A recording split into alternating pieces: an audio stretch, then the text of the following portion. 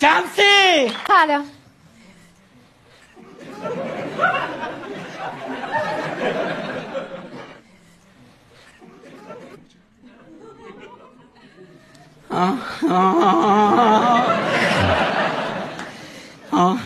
سلام خانم. سلام.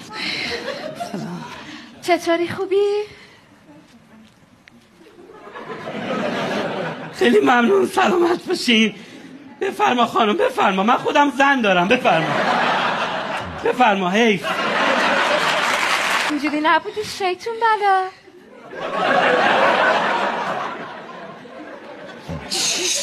شیطون مدیری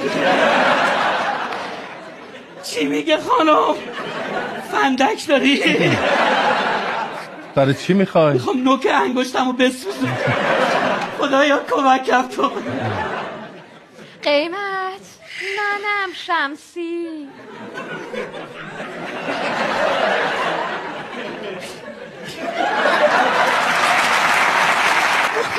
مدیری دیگه من شمسیه. باشه خانم، منم تام کروزم.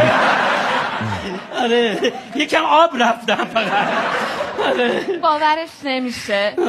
بیا.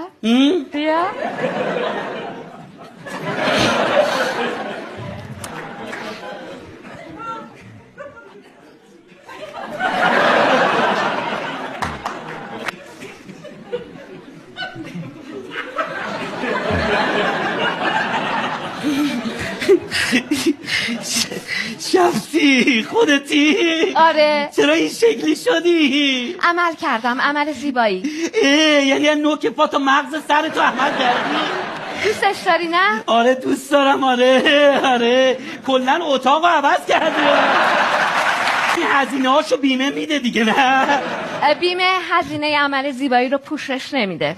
پس کی پوشش؟ خودمون باید پوشش بدیم؟ یعنی خودمون باید پولشو بدیم؟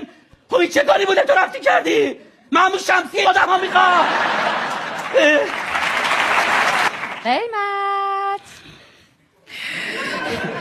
جانم مگه نگفتی همه هزینه ها رو تو پوشش میدی؟ آره همه هزینه ها با منه، ولی این هزینه ها خیلی دیگه زیاده. نه دیگه شده 75,000 تومن. اذیت نکن دیگه. هیچی نباشه فقط 20 میلیون تومن لوازم برات عوض کردم.